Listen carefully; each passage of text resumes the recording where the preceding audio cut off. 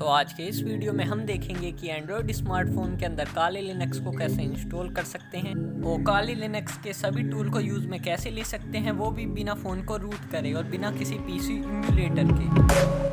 Hello guys, मैं हूँ रोमी और भाग गई मेरी जूलियट और आप देख रहे हैं Indian Red Hat YouTube channel.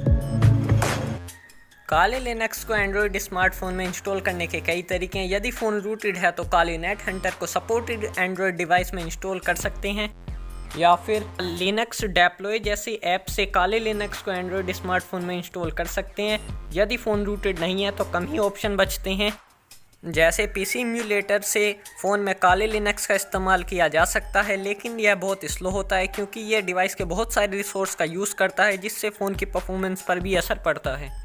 तो आज हम एक आसान तरीके के बारे में जानने जा रहे हैं जिससे काली लिनक्स या दूसरे डिस्ट्रो को आसानी से अपनी स्मार्टफोन के अंदर इंस्टॉल कर सकते हैं और इन्हें बहुत स्मूथली यूज़ में ले सकते हैं।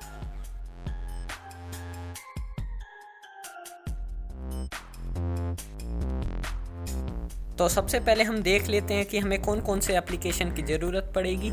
तो इसके लिए आपके स्मार्टफोन के अंदर टर्मैक्स इंस्टॉल होना चाहिए। इसके अलावा VNC व्यूअर और nlinux भी। यह तीनों एप्लीकेशन आपको प्ले स्टोर पर फ्री में मिल जाएंगे, तो आप इन्हें डाउनलोड कर अपने फ़ोन के अंदर इंस्टॉल कर लीजिए।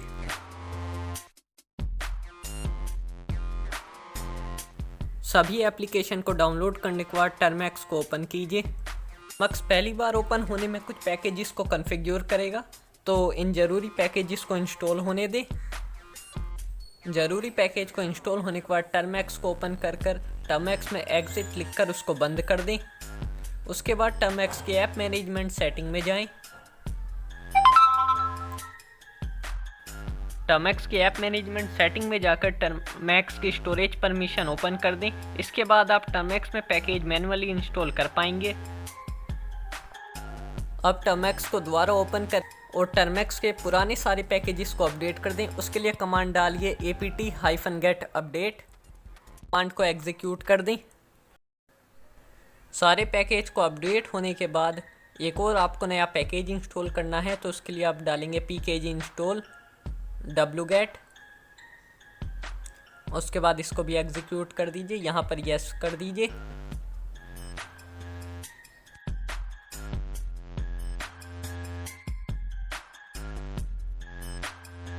इस पैकेज को इंस्टॉल होने में टाइम लगेगा, ये डिपेंड करेगा आपके इंटरनेट स्पीड पर। उसके बाद जब पैकेज इंस्टॉल हो जाए तो उसके बाद टर्मैक्स को बंद कर दीजिए।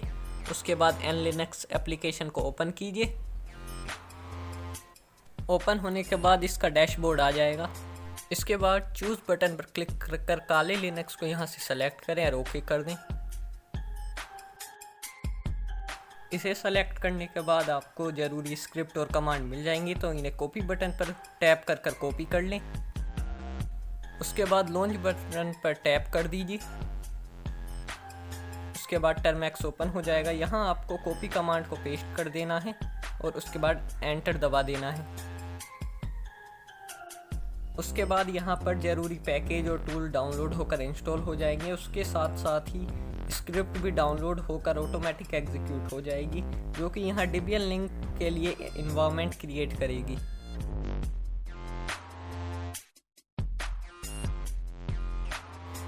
ये देखिए, यहाँ पर पैकेज डाउनलोड हो चुके हैं और स्क्रिप्ट भी डाउनलोड होकर रन हो चुकी है। यहाँ पर काली लिनक्स का फाइल सिस्टम और इसके लिए कुछ ज़रूरी केयरफुल फाइल्स यहाँ पर इंस्टॉल हो जाएंगी।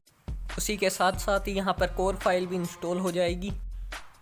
काली लिनक्स के टूल को डाउनलोड और इंस्टॉल होने के लिए रेस्पॉन्ड भी यहाँ पर सेट हो जाएगा, लेकिन यहाँ पर आपको काली लिनक्स का कोई भी पैकेज फ्री इंस्टॉल नहीं मिलेगा। आपको उन्हें अपनी ज़रूरत के हिसाब से इन टूल्स को मैन्युअली इंस्टॉल करना पड़ेगा।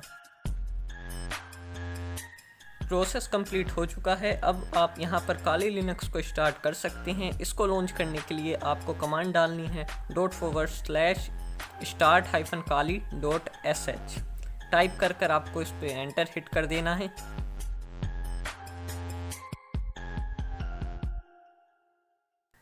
तो यहाँ पर काली लिनक्स लॉन्च हो जाएगी और आप इसका वर्जन भी चेक कर सकते हैं। उसके लिए कमांड डालिए cat/etc/os-release। इससे आपको काली लिनक्स का वर्जन पता चल जाएगा कि आपके डिवाइस में काली लिनक्स का कौन सा वर्जन इंस्टॉल हुआ है। तो चलिए इसे देख लेते हैं।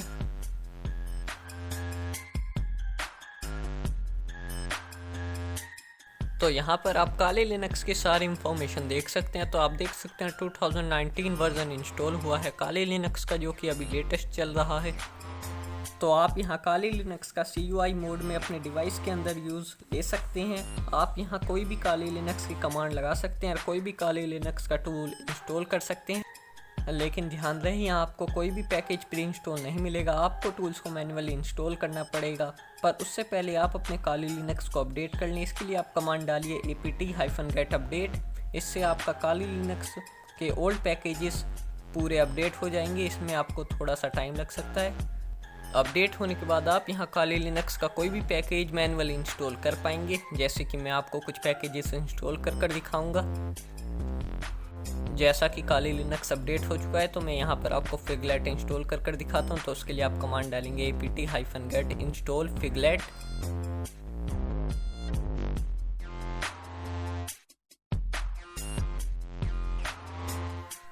तो यहाँ पर फिगलेट इंस्टॉल हो जाएगा और इसके बाद आप यहाँ इसका इस्तेमाल ले सकते हैं। तो अब आप यहाँ कोई भी पैकेज इंस्टॉल कर सकते हैं और उसका CUI मोड में यूज़ ले सकते हैं। यहाँ पर आपकी काली लिनक्स रेडी है। अगर आप इसे GUI मोड में इंस्टॉल करना चाहते हैं तो उसके लिए आपको डेस्कटॉप इन्वायरमेंट इंस्टॉल करना पड़ेगा। तो डेस्कटॉप इन्वायरमेंट को इंस्टॉल करने के लिए nlinux ऐप को दोबारा ओपन करें,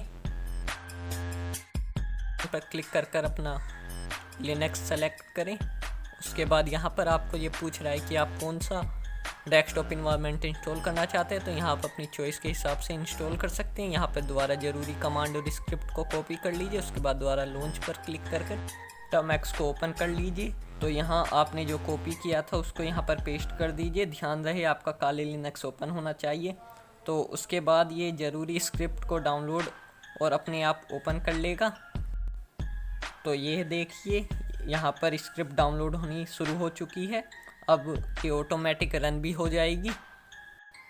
तो उसके बाद यहाँ पर XFCE इन्वायरमेंट इंस्टॉल होके ऑटोमेटिक कॉन्फ़िगर हो जाएगा। इसके साथ साथ ही यहाँ पर VNC सर्वर भी इंस्टॉल और कॉन्फ़िगर हो जाएगा। यहाँ करीब 200 MB का डेटा डाउनलोड होगा और आपके डिवाइस में 700 MB की डिस्क स्पेस लेगा। तो इस प्रोसेस में टाइम लगेगा। तो ये डिपेंड करेगा आपके फ़ोन के इंटरनेट स्पीड और आपके डिवाइस परफॉर्मेंस पे, क्योंकि यहाँ पर सारे पैकेज डाउनलोड होकर कॉन्फ़िगर हो जाएंगे। तो इस प्रोसेस को टाइम दे करीब 15 से 20 मिनट लग सकती हैं। तो आप यहाँ कोई भी VNC सर्वर का पासवर्ड टाइप कर दीजिए। तो उसके बाद यहाँ आपका VNC सर्वर कॉन्फ़िगर हो जाएगा और यहाँ VNC सर्वर स्टार्ट भी हो चुका है। तो अभी आप काली लिनक्स को VNC व्यूअर के द्वारा GUI मोड में कनेक्ट कर सकते हैं। तो मैं आपको दिखाता हूँ। आपको सबसे पहले VNC व्यूअर ओपन करना है। अब आपको प्लस आइकन पे क्लिक करके एड्रेस में जाकर यहाँ इसका एड्रेस टाइप करना है। तो इसका एड्रेस है localhost:1।